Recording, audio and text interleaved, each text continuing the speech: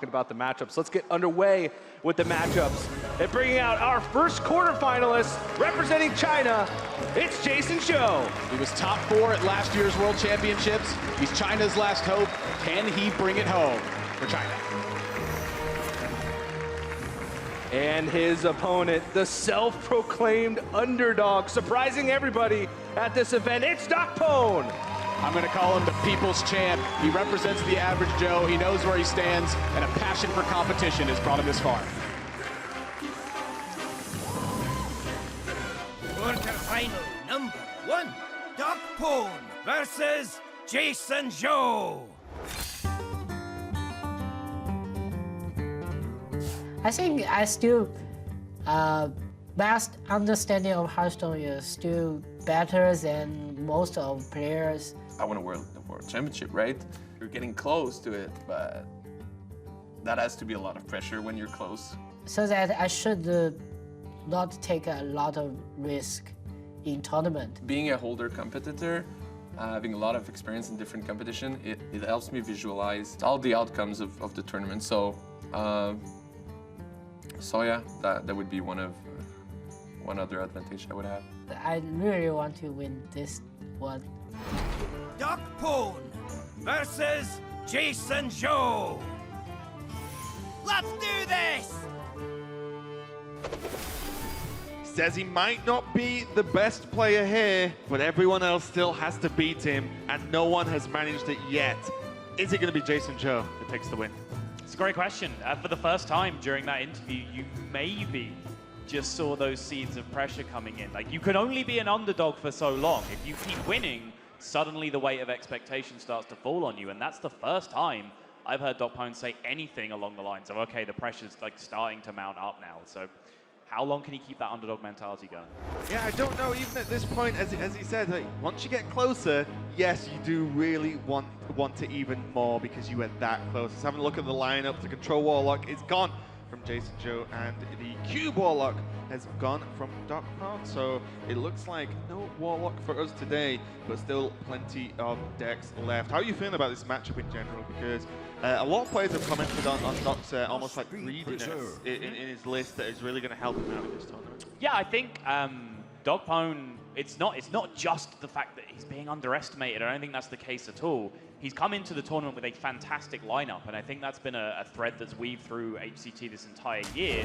It's the great preparation and bringing the right lineup, making the right meta read, bringing the right tech cards to any given tournament can overcome a player with marginally better technical skill than you. You can just gain your percentages before you even start playing the game. I think that's something that Doc has very much done. He's brought a great lineup to this tournament, probably second only to the Sentinel and Frozen. Sure.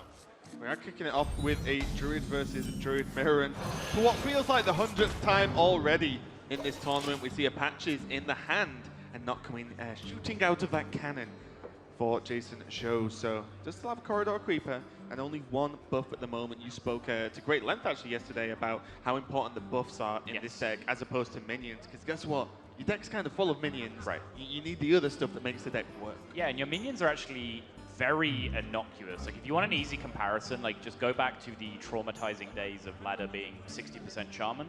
They would play a bunch of 1-2s, and you wouldn't care. The things you were scared of were the Flame Tongue Totem and the Bloodlust coming down, because otherwise, you're just slapping your opponent with a wet noodle over and over again. It's just, you're not making any progress. That's what Mark of the Lotus, Power of the Wild, Mark of Yasharaj are to this deck.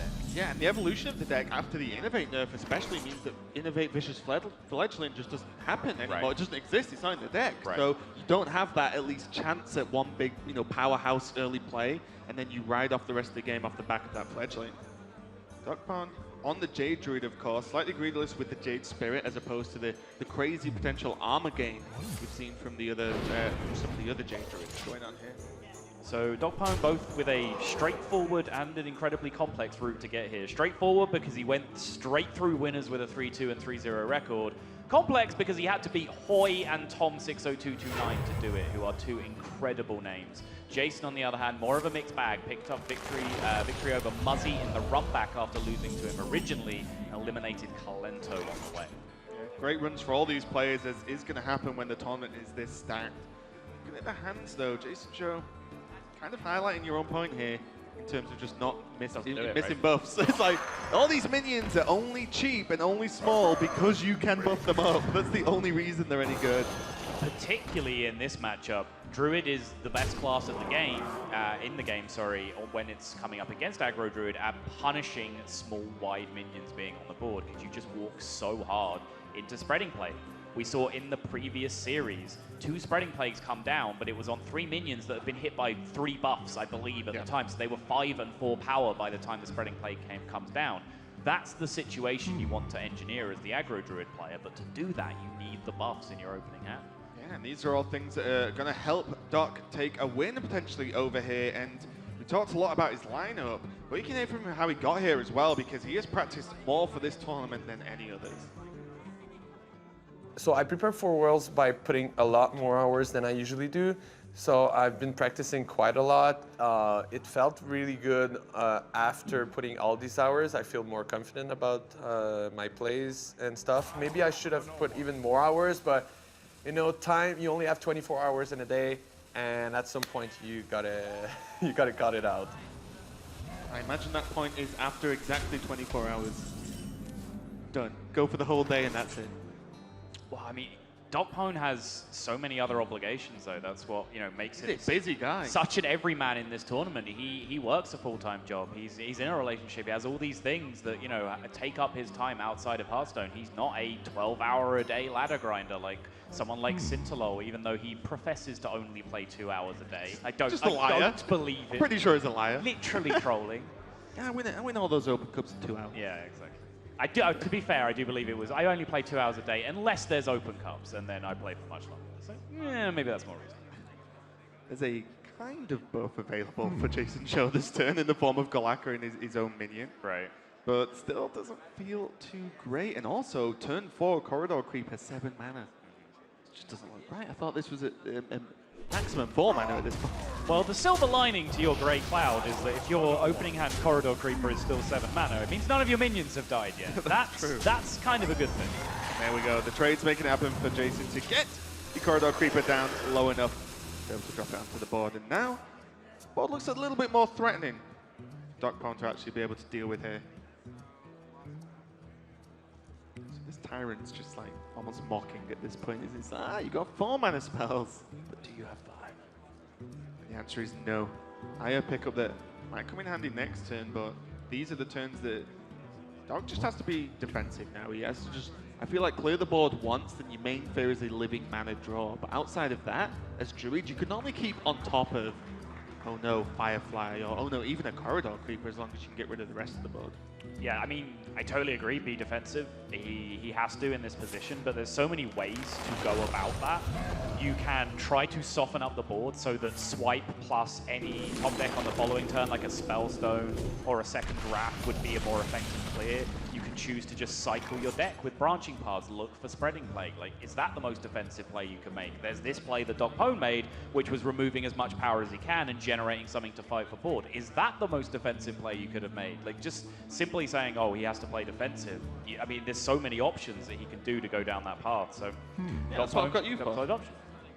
I mean, I didn't pick one either. I just named them all. DocPwn's the one that picked a play. That's why they're on that table and we're on this one. Very true.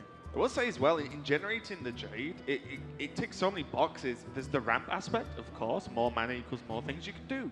And also makes Aya even more powerful. And another way to be defensive is have better stuff than your opponent.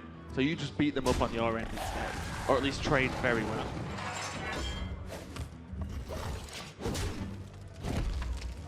JasonZhou will probably be happy around about now for the first time in this matchup. He's just seen a 6 mana turn pass from his opponent with, it was then a 5 mana turn because Jay Blossom was cast, but he's seen a 5/5 stick to the board when up until now he's only had these small individual low attack minions in play. Now that he's consolidated a thick minion in play, he knows he's in business. Great descriptor. You know well. Malfurion in a great pickup though. Probably the best this turn. Yeah, Malfurion on 7. Checks out. Yeah, you're still going to be a little bit worried because the taunts, for example, probably hit this Corridor Creeper, one of them, so then puts it to 4 so you can swipe. But you're still going to be at least prepared for a buff to come down, right? Because you can't just rely against aggro Druid that, oh, swipe will always get me there next turn, because one single buff, which we've seen, what, one from? We've seen one Mark of Yasharaj. Yeah. There's still both Lotus, both Power of the Wild, Yeah. and a second Mark of Yasharaj left in the deck. The odds are pretty reasonable here, but Malfurion just has to be the turn. As a single turn, it is extremely powerful. I've heard a lot of players say it's actually just the most overall powerful Death Knight in the game. I don't know whether you're just excited, you're trying to imitate like Ant was this morning, the Hydra, soundbite when it gets played into the board.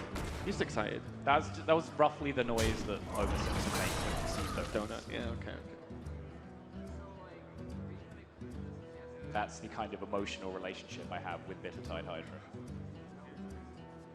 Don't really want to go deep into this conversation. Okay, good call. It's a huge pickup though for Jason. Like we were talking about buffs, but again, his choice to include these Hydras is something that I'm just such a huge fan of. I've been an advocate for the Hydra side of the Hydra versus Scalebane argument for a very long time. You can see why. It's just so very threatening in this position. You know, Scalebane coming down here and landing on a small minion, well, great. I mean, swipe is a potential answer to then a large chunk of the buff. You know, he can swipe a 5/5, hero power down the rest of the 5/5 body, or trade in with his Scarab, and the residual swipe damage may take care of where the rest of the buff went. Sometimes, I mean, specifically in a metagame where a lot of decks are cutting big single target removal. We're seeing Warlocks playing without Siphon Soul, for example. If they're playing the Q block kind of build. Just having a huge, big, dumb pile of stats can just often get the job done in some positions. Yeah, very, very awkward. And as you said, there's pretty much Warlock and Big Mage that's running direct. I suppose Valspine to a certain extent. And even then, not all the Warlocks, right? Yeah, exactly. Not even all of them. And also Valspine requires a combo piece and needs to be on time. You know, there's a lot of ifs when dealing with big minions at the moment. Imagine if Ragnaros was still in the game. Or still in standard, should I say. Ragnaros has left half. Death is eternal. My turn is not. Doc just gonna take the ramp here. Does have the branching path to be able to just draw 2 cards next turn if so desired, and can combo that with just playing Aya anyway. So this one turn actually opens up a lot of paths for him to take. It's a very cute little play as well, isolating the now 8/7 into this 1/2, meaning Jason would have to draw Savage Roar for this to be able to connect to phase. Slightly unusual usage of the Nourish in the meantime, but he does have branching paths for draw if he needs to afterwards. Yeah, and now that I think about it, I think Kibler and Dan mentioned it yesterday when they were talking about Aggro Druid, is that Aggro Druid used to have charge minions. And now, outside of patches, they just don't really exist anymore, right? You know, there's nothing like on demand you can do that often outside of exactly Savage Roar. It's never played a great deal of charge minions though. Like we've seen Druid of the Claw in some lists, and I think Swipe is a card that like missing changes a lot of dynamics as well because. There was Saber as well. True. Back in the day. Yeah, way back. You're right. Going that far back, yeah, you are right. There was a lot more charge in the old like Fel Reaver deck, for example. Yeah, but I think like just having access to potential, you know, any charge actually makes a huge difference. As you said, there's literally only Savage Roar that could have even done that, but then any other minion would have got it. My thoughts are plagued. Not probably considering the merits of shuffling Idol and then branching paths, but I imagine just Aya just feels too good this turn, especially because the Jades are a good size. Yeah, 4/4 and 5/5 out of this Aya. It's kind of crazy. And I think this has been Doc's game plan for several turns now, is just stabilize the board, get in a position where I can play Aya. He got the Jade ramp done very early, so he's been in this position where he knows his Aya will be huge for several turns. And it's kind of just been waiting for this turn where he can get it down safely and seize this moment to capitalize now. Yeah, and with Branching Paths as the leftover card in hand, all this does is open up options next turn. Yep. Worst case scenario, the board magically gets dealt with. He can, you know, double draw into, say, Spreading Plague, for example, or any more removal. He's even going to kill off the Hydra, use a lot of his health with that tanking, with the hero power, and just say, well, now you just have a 3/2. What is it? He's going to scratch this board. He's not even going to scratch Doc. Doc 1-0 up now versus JasonZhou. The people's champion is getting it done. Doc, the man without a single scratch on him so far this tournament, he just keeps answering question after question. I think he navigated through that particular game very well. I know when we saw him the first time around through the playoffs and in his championship performance, there were some question marks about his actual technical play, but he's definitely gone away. I know he's done a ton of practice with Sidonia, and it's paying off from what we're seeing. Yeah, Doc has a chance to go for a full flawless victory in the World Championship. Let's find out if he can take this series right after this. The quest for Hearthstone's greatest prize continues when the Hearthstone World Championship returns.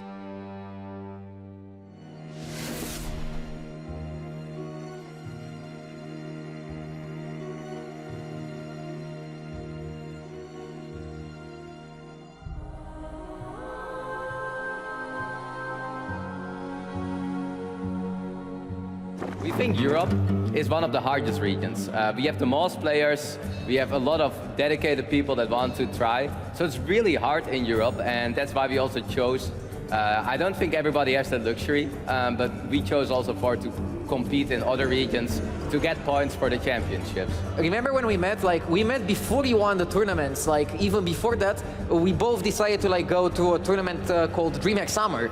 And there I was approached by Thais, and it was Ignite, who I just got into talk with. Like, we are nobodies. We are just like some random players just playing the tournament and enjoying it. And then we got to know each other. And after the tournament, they convinced me to join the team. Our first team was called Meteor Makers. We didn't have like the greatest deal. We are still like inexperienced with the team, and we're just learning.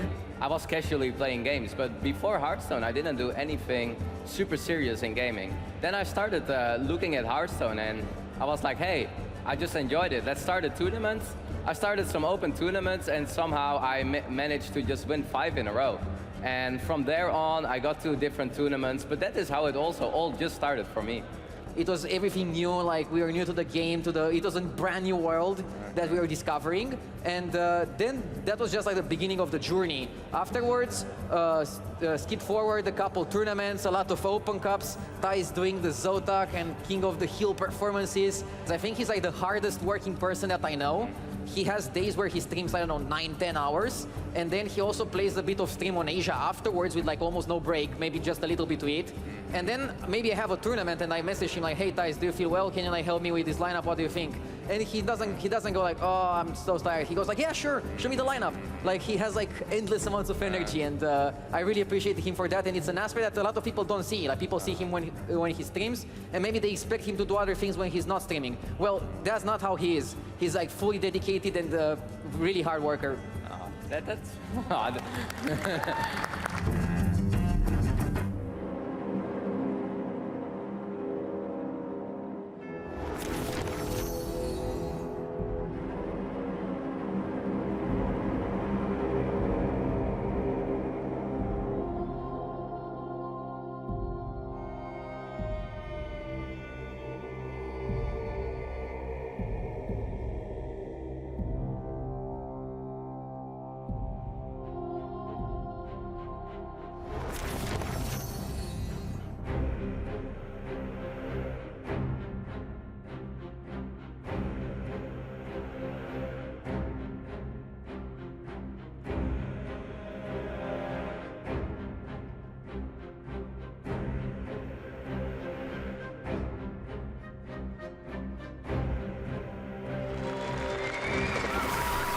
We are back. DocPwn is leading against JasonZhou 1-0. Sorry, he may be, as we've discussed a lot, one of the least experienced Hearthstone players here, but he has a wealth of life experience that is helping him out.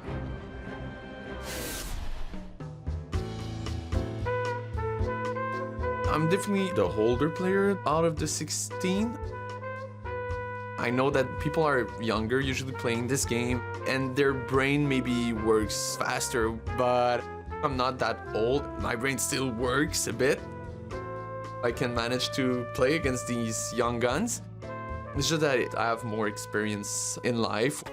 When I was young, I was always trying different things. I've been playing piano for many years and been in a blues band. I played chess for many years. I played so many card games.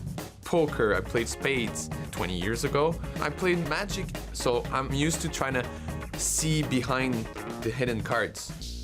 So because I'm older, maybe all the years playing these different type of games, maybe is helping me out there. Maybe that's an advantage of being the older guy there. Maybe future will tell us if the veteran can hold the cup at the end of the day. We'll have to see. I'm glad DocPwn stuck up for himself a little bit there. Say, hey, I'm not that old, my brain still works. The man's 32. We make it out like he's 50. He's a year older than me. I'm not happy with this guy being called old all the time. 3,200. Oh, yeah? Okay. Yeah, fair enough. Yeah, we're the old timers.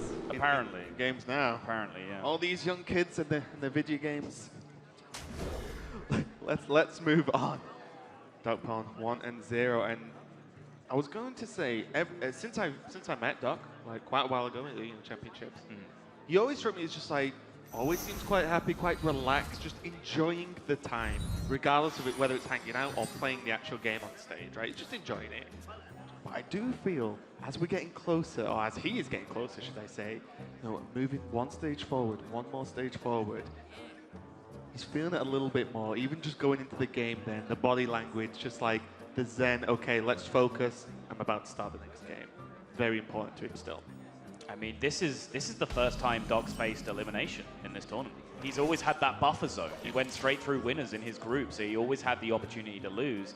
Now the pressure is on. Now all of a sudden he's facing being knocked out in the top 8. As you see some of the differences of DocPwn's deck from the average Highlander priest you'd be looking at. Firstly, of course, he's playing the Dragon package. Lyra is his choice of card engine, if you like. And then Alex Straza is a card we talked about quite extensively because he really wasn't sure. Alex Straza was the 30th card he put in this deck, essentially, and he felt like he needed one more Dragon. There's been a lot of question marks. There is a certain Kobold Scalebane missing in this list that could have gone in there before Alex Straza. Yeah, I mean, he said he just went with Alex. He didn't think it was the best card. It was just okay, it did the job. But I will say, again, we've talked a lot about taking risks in tournament lineups. And don't get me wrong, changing out one card, for example, isn't the greatest risk in the world.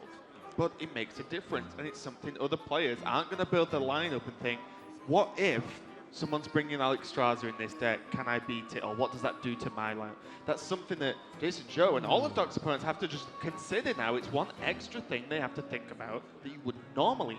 So although it might not be the best card choice in his deck, it's one that his opponents have to think about and play around.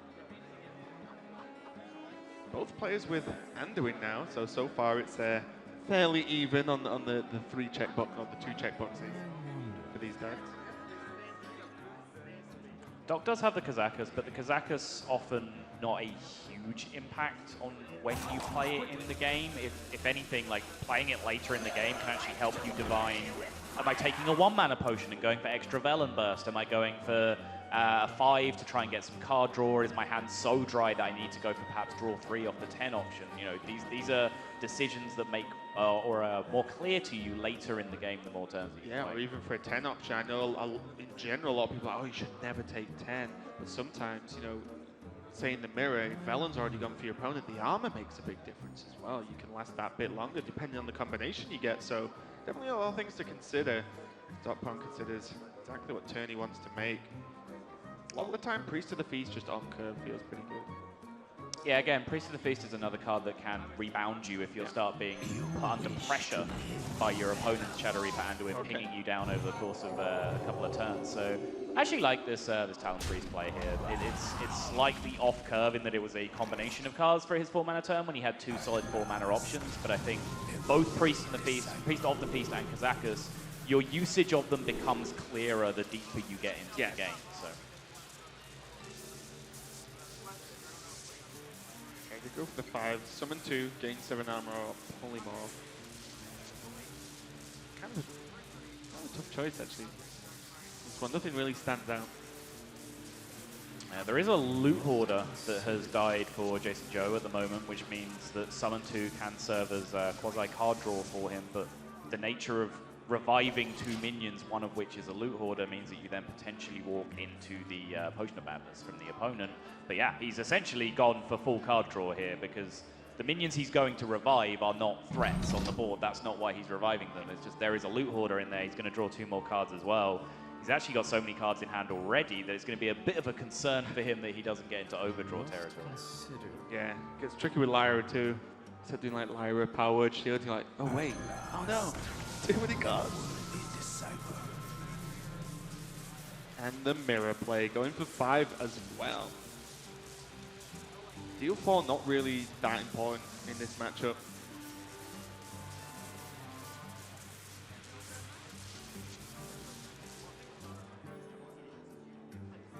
Doc did not get fantastic options for his Kazaku's potion there. He kind of just shuffled together a hodgepodge of a potion there. Summon 2 friendlies and summon a 5/5 demon is the card that he's ended up with. And so far there is, I believe, just a Glimmer Root in his graveyard that died this turn. And I will say, he has the potential, if he draws a dragon, to be able to Nether Spite and maybe play these dragons. He can get the Priest of the Feast as well, which is another high-value Resurrect minion. So he could get another, just use it as an extra push. You know, just say, well, you wiped the board, but now I've got 3 more minions. One's at least a 5/5. Can you wipe the board again that easily? Yep. You know, and then suddenly 5, 8, 10 damage. It's actually a lot. It's a third of your total health.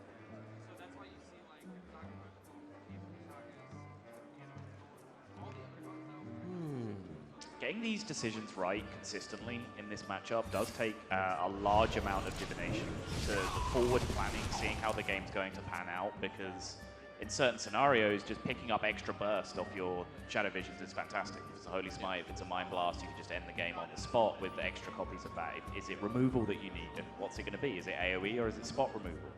Is it just something that's going to help you? Too many questions, but that's like 25% of the questions you have to ask yourself every single turn when you're playing like a complex mirror like this. It's a shame that outside of all of those decisions, the presence of Raza and Anduin at different positions in each deck for each player can often have such a huge impact on how this matchup plays out, because outside of that individual thing, the matchup is so complicated.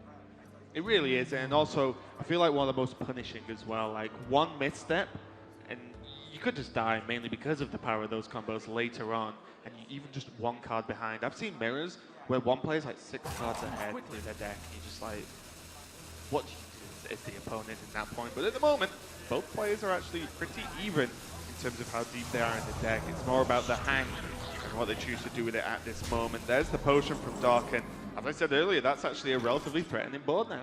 And this goes back to the point of forward planning and, like, honestly predicting the future that you need if you play cards like Shadow Visions early in this matchup. Jason took Shadow of Pain, killed a minion, and then, well, the Kazaku's potion just revived it, plus a 5/5, plus another minion. He was offered Dragonfire potion from that Shadow Visions, but how can you predict that your opponent took a completely board-focused Kazaku's potion, and so that you're going to need a high-value AoE? It's almost impossible to predict. Especially because it's just not a strategy, like not your core strategy, right? It's not like a lot of the time you expect this to happen in some decks. It's like, well, no, it's just this kind of minion push is actually insane, and outside of Dragonfire and a Scream, Raza Priest doesn't really have a good answer to this kind of shape of board. Priest's win rate in the tournament is trending back towards 50%. It started off very, very hot, though. It was up towards 66% after the early days. And these 2 players are people who are responsible for that high win rate, because neither DocPwn or Jason has lost with Priest yet this tournament. So one of those undefeated records is about to end right here. And again, with how complicated a deck it is in a lot of positions, that goes to show a great testament to both of these players navigating the deck. Yeah, look at the power of this potion. Just put Jason down to 12. Yep. He has Mind Blast and Smite in hand. Yep. Just a lot of damage. Aggro Priest. Yeah. Get him. Sometimes people think of all these crazy strategies. I like to revert back to just punch them in the face. They can't kill you if they're dead. And it goes back to what I was talking, like, again, Jason just had no expectation of this happening. He took a Kazaku's potion early, and he didn't take any removal, because why would he need it? He Shadow Visions early, and he didn't take any removal. He took small removal just to answer the board that turn. Because and they came back. Why would he need a Dragonfire potion? Well, it turns out because there's a huge board that's just been beating you down. 9 damage on board after this, Anduin comes down. No Raza means there's no cheeky hero power usage going on. This turn at least.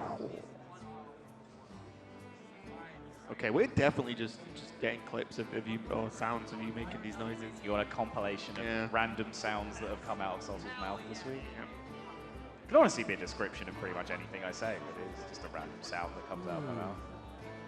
It's not random.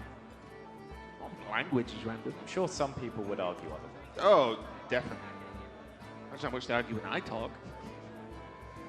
My excitement that turn comes from the potential of the Lyra double Radiant turn that can come somewhere in the future, but it might just be completely surplus to requirements with the amount of pressure DocPwn has already. Could be lethal this turn. You played Lyra. Got the right cards. The right cards being Holy Smite over and over and over and over. Yeah. Gara was here, he would say, but does he see it? Doc just going for the very, very just safe Anduin, like, almost why not at this point? It's only more damage next turn. And he is not even remotely close to dying on a total of 35 health, whereas Jason, his Anduin's already down, his self-heal is limited to this greater healing potion and maybe something going forward out of his own Lyra. Where do you fall on the side of the Lyra and Gadgets and Fence? So Auctioneer is better in the mirror and better against some heavy control matchups where you just need to find your like Velen combo and just smash it out as quickly as you can. Lyra does a little bit more against aggro a little quicker, and it can also sometimes help against Druid, where sometimes Druid can gain so much armor that the combination of every card in your deck doesn't kill them. So you need to add additional resources to add additional pings to be able to kill the amount of armor they can generate. So if you can play both and you're expecting all of those decks I mentioned in the tournament you're playing, play both. Yeah, why not? Tom did. Tom did. Jackie was talking about it on Twitter as well after qualifying for, I believe, the Take TV tour stop. Yep. Jason does get the Raza though off the Power Word Shield on the Elemental last turn. Used the Great Healing Potion to just top himself up to a safer health total. I would not say safe, but safer. And we know Raza can make this happen. But now that that Great Healing Potion's gone, Jason's defensive capabilities are kind of thin to non-existent at this point because Anduin's already live for Doc, and we can see now Doc is probably going to press the button on these Elementals. See. The shadows grow short. Probably just going to go for the pass this turn, right? Push his face for 6 more. Mind Blast and Holy Smite is 7 more. If he could hear it, if he could just get a couple of more hero powers in that turn, he would have been in business. Not quite sure what DocPwn's long-term game plan here was with dropping the Radiant Elementals, but I guess he's just trying to consolidate damage on board just to make sure that something else can connect next turn to back up this Mind Blast Holy Smite combo that he has. Yeah, and with no Raza down for Jason at this moment in time, so from Doc's view, it's very difficult to clear this whole board up. If one Elemental lives, it's still looking very, very good. If none live, there's probably a 3-3 alive, and then look how much damage he has from hand. Sure. With the hero powers even at 2 mana, because Mind Blast and Smite, that's 3 mana total, and 6 extra damage. Was it better, perhaps, instead of spending 2 more mana on a Radiant Elemental and floating a ping, to just throw out a Holy Smite and ping face again that turn? You get 1 extra hero power out that way, keep a Radiant Elemental back in hand for the fallback of Velen or Lyra later in the game if you need it. I don't know. Do you just consider it the other way, and if you draw Velen soon, you just Mind Blast Smite, right? Oh, yeah. Without an Elemental, do you know what I mean? Like, if you draw Velen soon, yeah, the game ends. Yeah. It's just a matter of can Jason ever stabilize here and put you in a position I think where it after falls seeing back. the healing potion, there's how many death left that can really get him there. Although, Resurrected Priest to the Feast, I mean, why not at this point? He's going to use the Mind Blast just to get any form of extra healing that he can. See there, Jason just prioritizing the kills onto those Elementals. Or the silence on one to stop the effect going on, of course. So there's 8 damage in play, 13 from adding the Mind Blast, 15 from adding the Holy Smite, which means 2 pings makes it lethal by my count. I'm not going to dispute that one. Looks pretty good to me. Darkness. Sure, Doc is just going to be like, This always gets tricky when the hero power costs mana, right? These are not mathematics you're used to doing that often. This is not how you're supposed to play the deck. Yeah, Why it's does my not. hero power cost mana? It should be free! Bedbro, please. He can't be too upset, though, because it's a 2-0 lead. DocPwn is finding his way over the line again. It's his priest that remains undefeated. It's China's last hope that is now one game away from elimination. How long can this go on for DocPwn? Can he keep winning all the way? Maybe. His hero power wasn't free, but this series might be for Doc. Incredible performance so far. I see the glances over to the lovely audience here as the cheers and the clapping goes. That's got to make you feel good in this position. Yeah. I think, was like, oh, playing in front of an audience, do you feel extra pressure? If they're cheering you, I think that would only make Doc feel better. Only got Rogue left now. And it's a deck that has some autopilot wins, to be perfectly honest. There are draws that can be hard to lose with, although we have seen some of those draws get beaten already this tournament. We've seen both turn 3 10-10 Edwin and Keliseth double Shadow Step get beaten. Yeah, we've got some of the plays we've seen this tournament have been absolutely amazing, but also some of the events at this tournament are absolutely amazing as well. Not only is the World Championship being played out, but you can play it against the current reigning world champion Pavel, holding on to his title for one more day. Plenty of cool stuff to do, plenty of cool people to meet. It's just going to be in the hall pretty much opposite at this point, so if you're here, there's no reason not to walk over and say hello. If you do end up playing mini-games with Pavel, though, be careful, because he is a massive cheater. He is. I'm serious. We've been on the receiving He's such end a of it. tryhard. He will do anything to win on any occasion. But I do want to give a special shout out to Pavel. He's perhaps the one ingredient missing from this tournament. He had a phenomenal year, an incredible win rate throughout the entire year, qualifying for 2 championships, was not able to make it through by the finest of margins in both of them, and he has been a fantastic world champion for the past year. I was just going to say, watching Pavel this past year has been absolutely amazing and a lot of fun in itself. But for these two players on stage now, might go as far to say the fun is over, it's the stress time. If Doc can take this win, he will move on, and it will be absolutely huge. There's Keliseth, and there is one of the other highest win rate cards in the deck, and in most aggro decks, South Sea Captain. When you combine those two, you quite often get a win. He has 3 of the top 5 in his opening hand. Keliseth, Corridor Creeper, South Sea Captain are 3 of the 5 highest win rate mulligan cards in Tempo Rogue. Keliseth and Creeper are 1 and 2, respectively, as well. Yeah. So. The great thing about the mulligan stats for Tempo Rogue is that Prince Keliseth is kept 100% of the time. So shout outs to you, Hearthstone community. There is not one guy out there, not a single guy on record for HS Replay in any game of Hearthstone that's gone, nah. I don't think you keep Keliseth in this matchup. I want 2 Corridor Creepers instead. Maybe Hearthstone players aren't so dumb after all. Maybe we would be able to understand what a Fiery War Axe did. Maybe. I'm sure the team are listening, so I am not going to continue this comment. I'll throw you under the bus for this one, Sol. You're on your own. Thanks, buddy. But yeah, Coin Keliseth is available now. Double captain. And this, although not seen too commonly, if you captain after Keliseth, and even just the captain survives, that second captain is even more insane. It makes the minions so much more harder to actually remove. Like, what deals with that? Most decks, never mind Priest.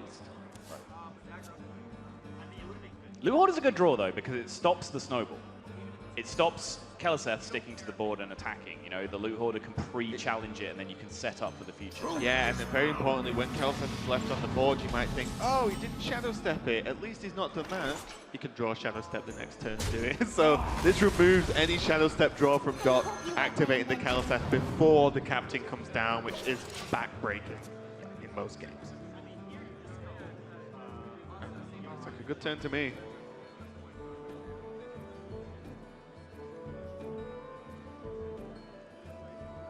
Doc's like, which captain to play? Is there, speaking of it, is there any merit to playing a Firefly and Hero Power in here to kill the 1/1? Can't be, right? I think so. It's not enough merit, should I say? Yeah, right. It's just such a weak play in comparison to what you can do, especially when you have the threat of the second South Sea Captain to follow this up if there isn't a Shadow Word Pain or any other type of removal to come out here.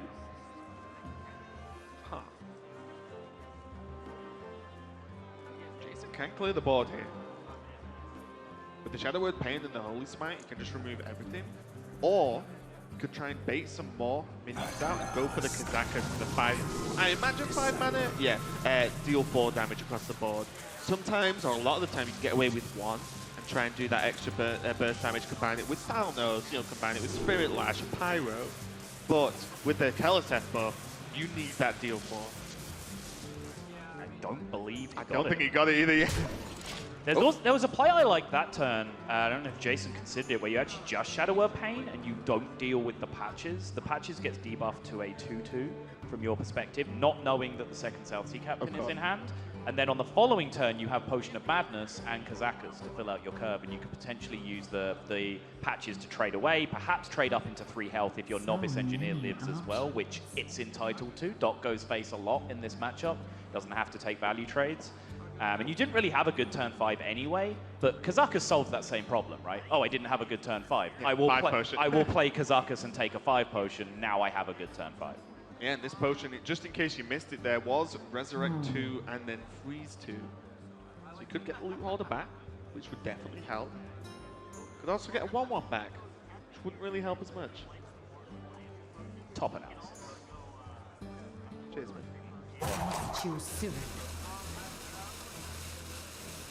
So, Doc just being in such a good position, his hand looks great, to be completely honest. And the fact he's still got the coin just unlocks so many extra doors and opportunities for Doc to really burst something out with this rogue gang. Is this the turn he goes for it? Oh no, it goes for it. It looked like he hovered over coin for a second and I was like, wait. Yeah, I wonder about this play. I mean, this is obviously respecting the Kazakus potion being 4 AoE, right? He drew a Saronite Chain Gang. Those Chain Gangs are buffed to be 3/4s. So if you just played that out as the natural on-curve play, the 5-mana Kazakus potion would be a perfect clear for his board state. My counter-argument to that is, hey, sometimes they just don't have it. You can just play the Saronite Chain Gang and just wait for your Corridor Creeper to get cheaper and cheaper as the game progresses. And hey, even if they do spend their entire turn destroying your board, it's their entire turn, and you just refill afterwards with the stuff that you have in your hand anyway. Corridor Creeper, South Sea Deckhand, South Sea Captain, whatever else it is. I would have liked to just see him slam the Saronite that time. I don't mind this. I think because you're the turn before Dragonfire as well, if you get even 1 swing out the Creeper, which is very likely to happen, you're feeling pretty good about it. You've just got the damage in. Yes, it wasn't 0 mana, but a lot of your other plays weren't super impactful going forward anyway. Hold on. 2 3/4s is pretty impactful if they don't get dealt with. Yeah, I guess. Everything dies to Dragonfire though. Everything does die to Dragonfire. So many. This coin is absolutely huge though. If Doc can hold on to it till next turn, try and stick a minion and then go for that, you know, that 1 turn quicker bone mare, which is just the fear of Priest players, because they normally want to just Anduin after that bone mare and say haha, or deny the bone mare at any given time. But when they go 1 turn quicker, you take so much damage in that first swing, then often forced to Anduin, and then not do much else, then they can build up the board again and go. Shaking the head from Sottle there. I'm going to commentate your facial expressions, not the players. Yeah, I just don't like the sequencing over the last couple of turns from DocPwn. He's ended up, you know, walking into the same stuff just in the other way around. I feel like the upside of just waiting for a Corridor Creeper to get discounted and perhaps not even committing it until you've seen things like Dragonfire Potion or Shadow Reaper Anduin. Like, I think it would have worked out a lot better for him. Just take a 5-drop now. That's reasonable. Maybe play the Swashbuckler for 4-drop. You could make it your 8 as well. If you Bone Mare next turn and it walks into Shadow Reaper Anduin, you could then just refill with another huge minion for Forbidden Shaping on 8. Lich King. Lich King, yeah. Just play Lich King. That is in fact an 8-drop. Should we just name some 8-drops until we run out? Just name it good. Pirate's Code.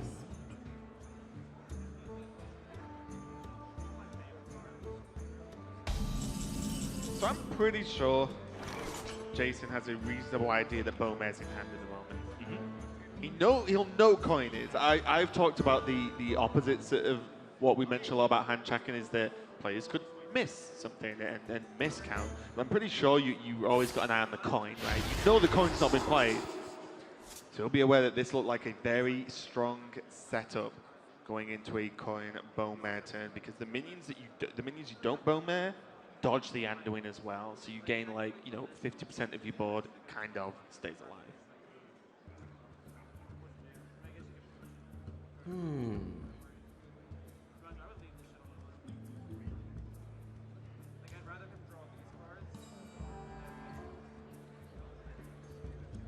I'm guessing, based on DocPwn's mouse movements right now, that he's thinking of coining the Forbidden Shaping next turn instead of Bone Marrying and trying to use that to bait the Anduin instead. So I think he's like reading Forbidden Shaping and then reading the coin and trying to figure out like how that interaction works as to whether you, if you have like 7 max mana on a turn, would he get an 8 or a 7? Can you 100% confirm he's getting 8 again?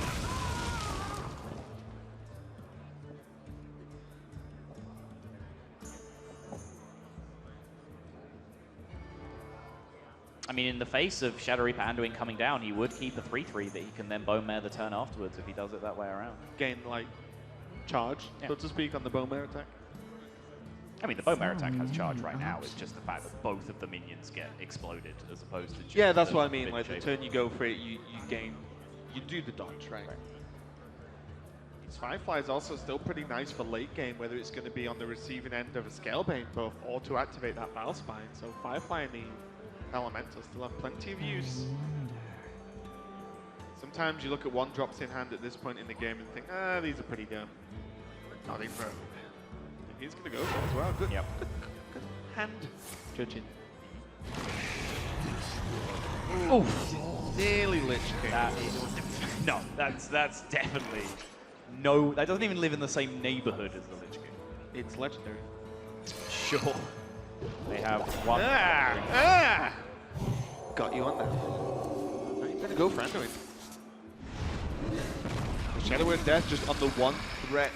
You are almost expecting Doc to expect the Anduin and then to have a refill. Right. So Jason just using the Death and saying, well, Death on a huge Dark Reaper seems pretty good to me. It's Captain not too much of a threat now, which means Anduin can always be held on to for 1, 2, or 3 more turns.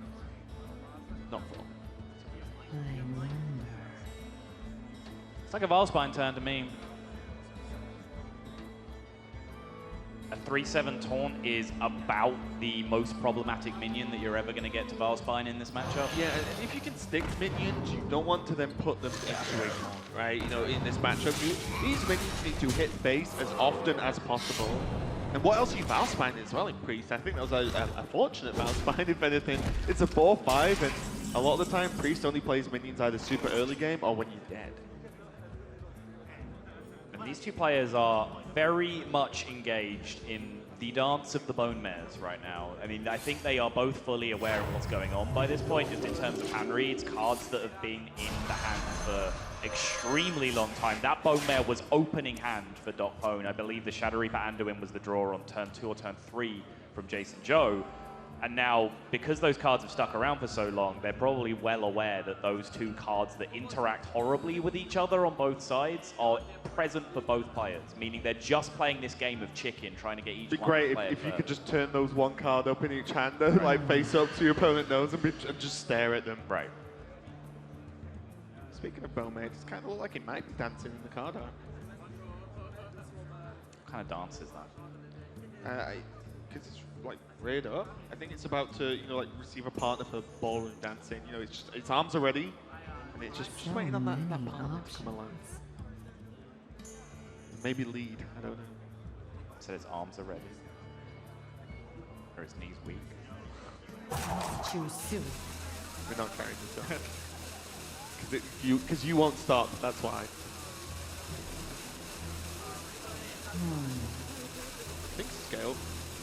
I think Scalebane and the Flame Elemental is a fine turn here.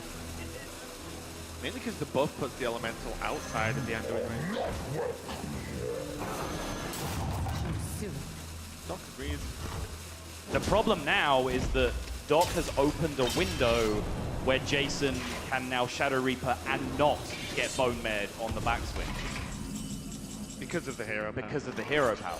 He fully clears this board, and now DocPwn cannot punish the activation with the Bone Mare. This is the dance that you've been seeing come to a conclusion over the last few turns. they've both been trying to set up that opportunity where Jason is forced to Anduin a board that Doc can then respond with a Bone Mare. Hasn't happened. Jason's won the exchange, may well have won the matchup because of it. And now, you know, Doc's lost a small minion, right? You know, you don't have anything small to even combo, so maybe Valspine as a Yeti would have just been better, right? Dodge the Anduin, there's no good way to do enough damage, especially without Raz alive. And you saw him think about it. You saw him pick up that Valspine as the first card he was going to play, which you would have to play at first, so you don't have to combo kill your own minion. And then he bailed out at the last moment and went back to the Scalebane. Small moments change games quite dramatically. How do you Valspine? This Leroy is dead every single game time next turn, 100% of the time. But if two hero powers have to go into Leroy, are you okay having a Valspine on board? Right. If not, what is your next turn looking like? Mind controlling a minion that might not even be played? Right. So, I mean, we haven't really talked about it, because normally pulling a mind control off a random effect is pretty exciting and we'd be freaking out about it. But in this matchup, like, what is that thing going to do? Velen? Is Velen going to hit the board? And steal a minion if targeted. Okay. Bring it to Doc's side of the boat. Right. Under his control. Some would call it with his mind.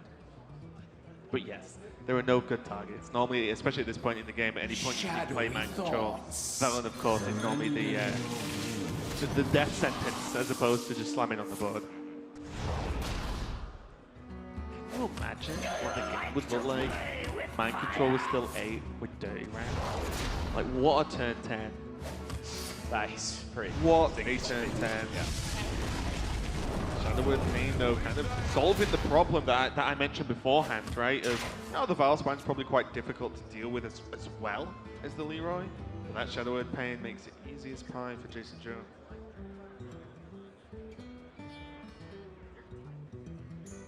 Jason's turn now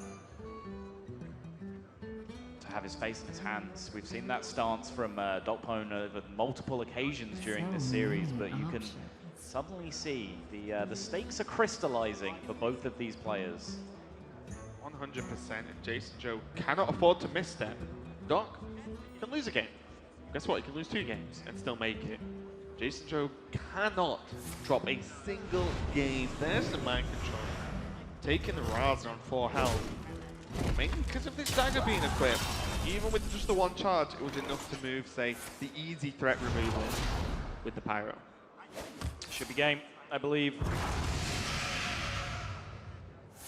Is this a I believe, yes, it should be game, or I believe Jason can do it?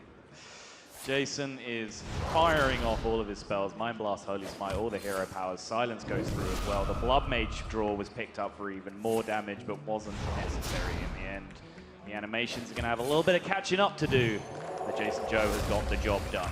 Yeah, I said he couldn't afford to lose a game, and he's not losing this one. He is going to be fighting back versus DocPwn, but still plenty of Hearthstone left in this one as these animations come up. Tense game for both players, and sometimes you do wind it back and say, was that turn correct with the Scalebane? Was it just too easy of a kill because it was a turn 10 onwards of Anduin and then hero power without Raza was available? And even before that, the sequencing of the Saronite Chain Gang and the Corridor Creeper, I would very much like to revisit as well, because we've seen some tempo rogues get over the line in a lot of matchups that were very difficult for them. And those fine margins can be the difference. 100%. We are going to be back very soon with the next game and the total of this series. And this lovely little lady is a big Jason fan, so hopefully first she'll make it.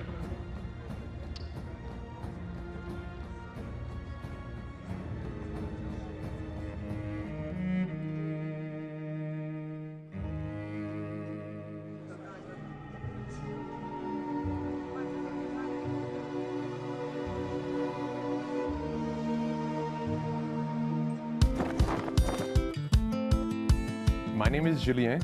I come from Montreal, and I'm a competitive Hearthstone player. I work for the city of Montreal, so I work 35 hours a week, working in sports and leisures.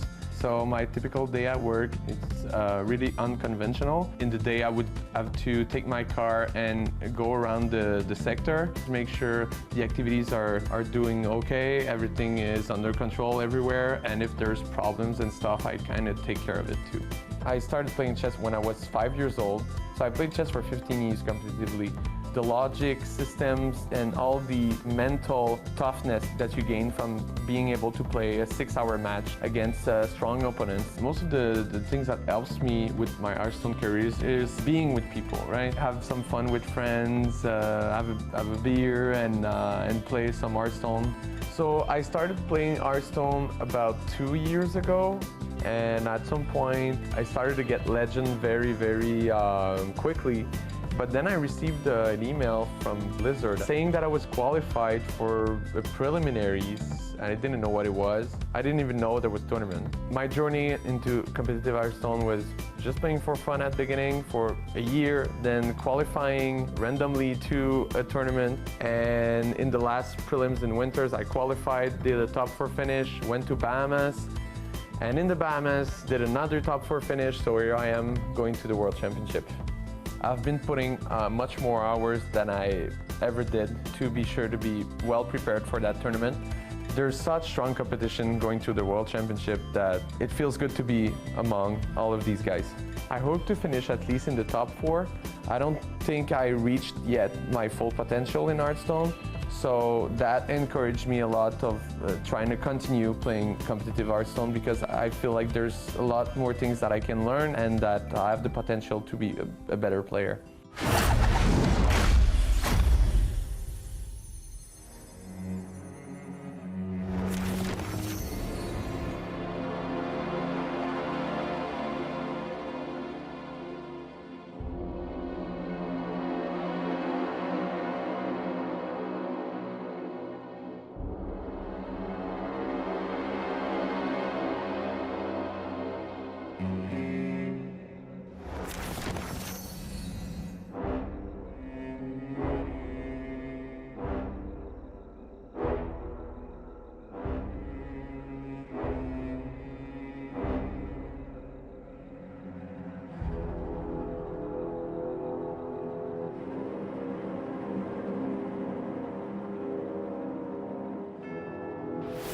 Well met.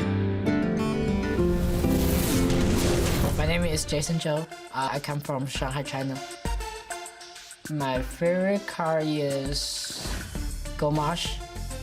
My favorite deck is Control Warrior because I like the feeling of control things.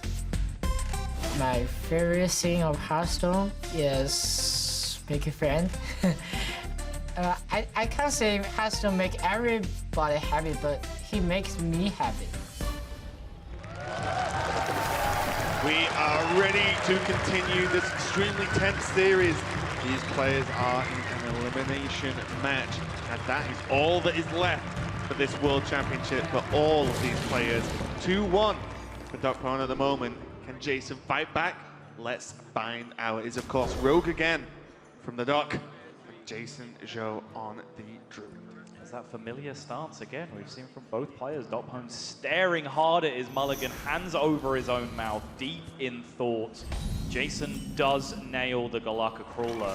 As I've mentioned many times this week, I have seen the very best tempo rogue players outplay Galaka Crawlers in this matchup quite consistently by just navigating through their turns without playing pirates. Well, DocPwn doesn't really have a handful of pirates he wants to be playing anyway. Again, we see patches coming out. It does seem to be happening It's kind of nuts. with incredible consistency this tournament, way above the expected average. I think everyone might be playing on Admirable's account. That's why. Admirable, of course, the unluckiest Hearthstone player in the world. Maybe the universe. Source, that's Admirable. No, that's Admiral. What did you mean? The Admiral. That's like perfect.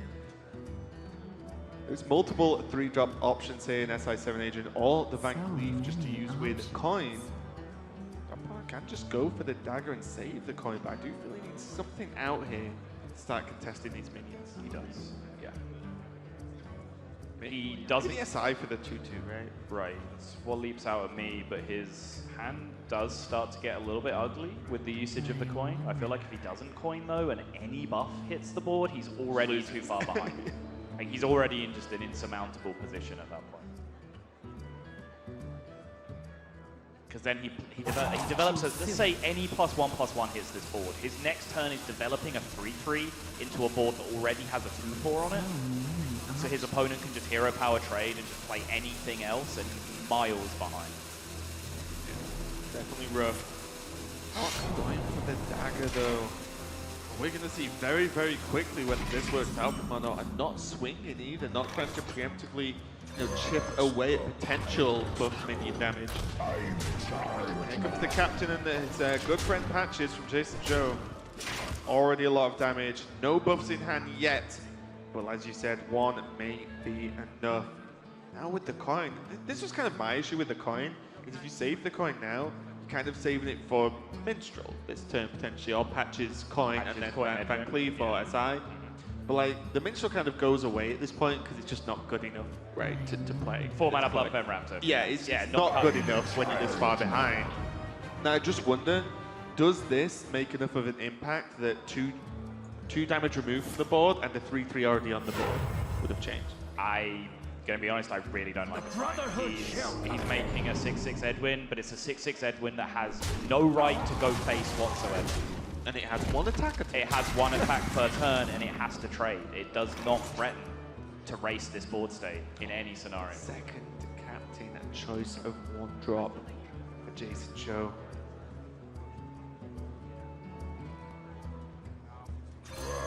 I think Doc had to go for the SI early. Just hope for a backstab. You know, sometimes it's just the way it goes, or worst case, you have one more turn and then you can just patch it SI again. If you coin the SI, you take care of the 2/2, your opponent has the buff, sure, they can do the same thing. Buff their guy into a 2/4, hero power your 3/3, they still have a 2/1 remaining. Well, the big difference is that they have an entire 2/2 less on the board, and then you can dagger up. You might draw a 1-drop to play with it. You can even just choose to play another 3/3 of your own to develop into that.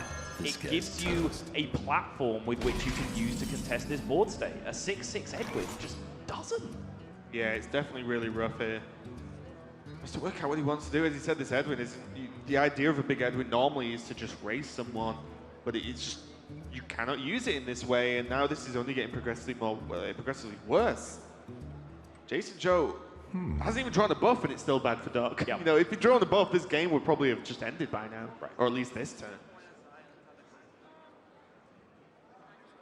Jason now, he has, what, 9, 10 damage to throw at the face that turn if he wanted, or he can trade and play Living Mana, and I think both are somewhere in the region of 100% win rate. Yeah, I mean, if you could pick from all of the cards left in the deck, I still don't think it gets you there.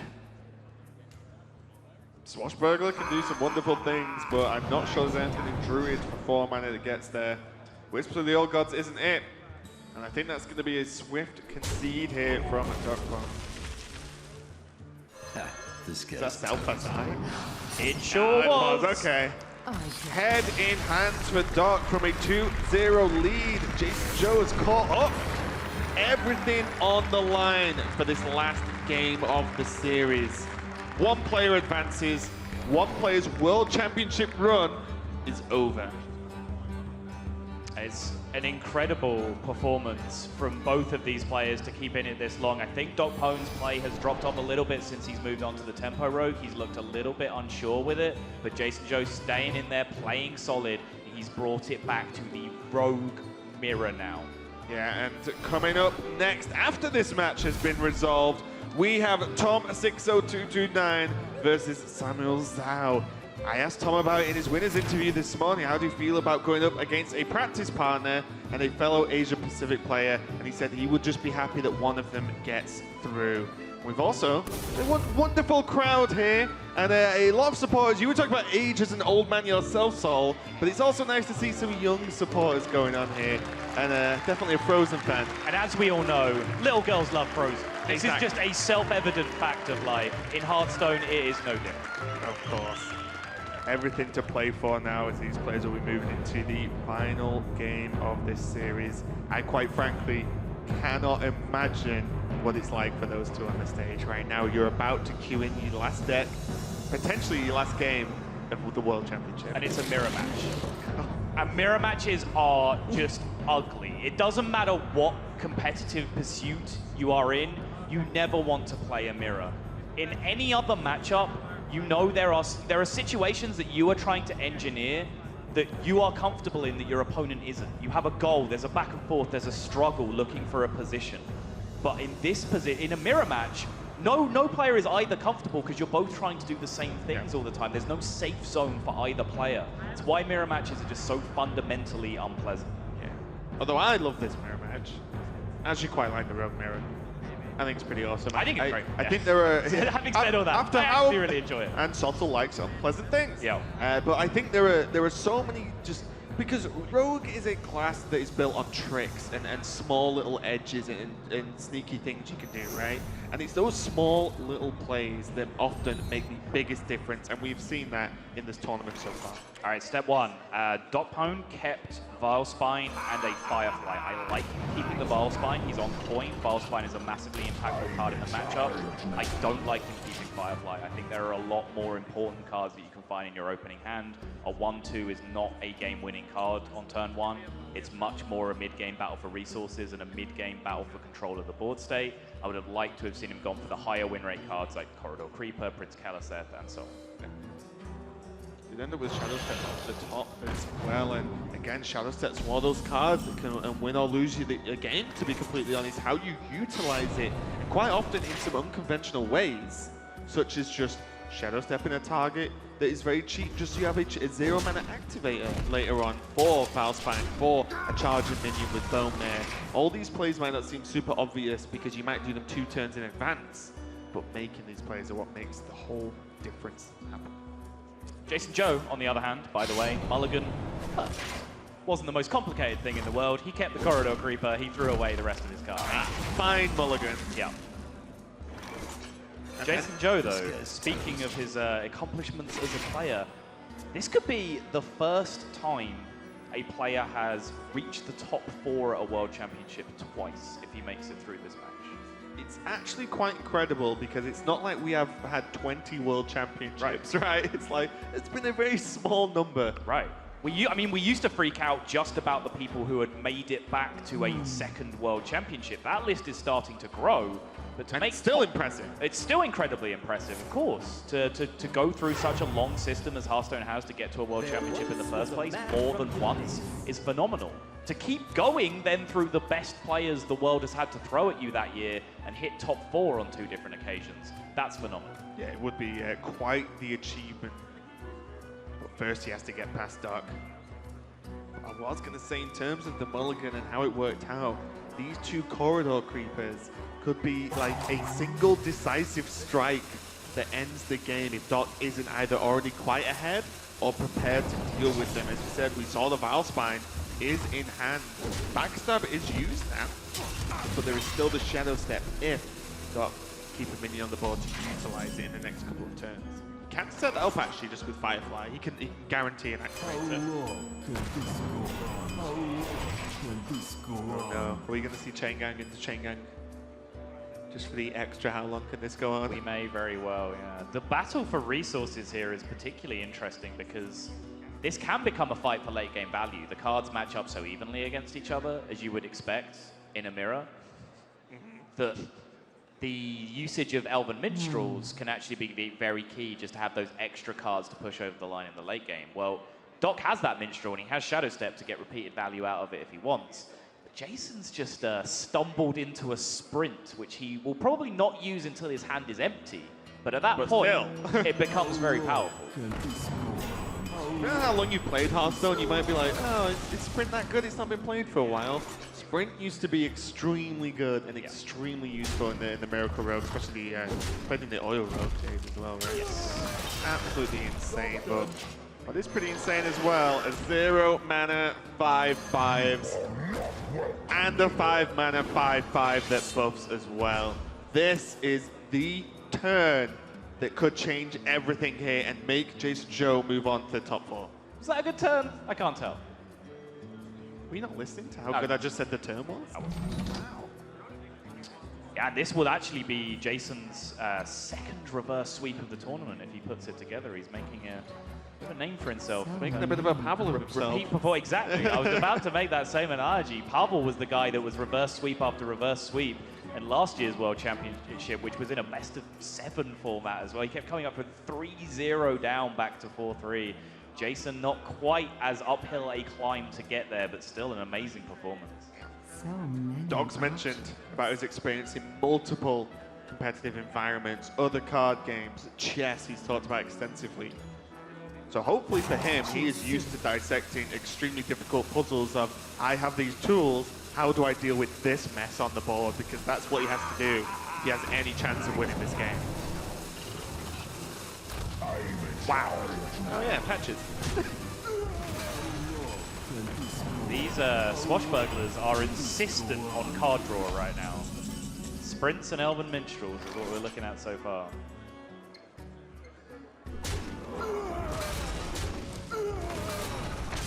Are we going to see the dagger to neutralize the 1-1, or is it Keliseth? Because the chain gang is almost certainly coming down this turn. It's just a matter of what Jason values more going into this next turn, because getting the dagger up to be able to take care of minions so that they're not sticking to the board to bone mare, he might actually see it as a very useful aspect. I do wonder about this though, because Keliseth is still, you've already easily got the board. Keliseth is still an additional minion. You do have access to sprint as well, which will draw all those buffed minions earlier. How much does killing that 1-1 matter when the minions you had on board have 3 health, and then you play Sirenite Chain Gang? You are still a turn away from Bone Man, so you have that 1 turn freedom to a certain extent. Yeah.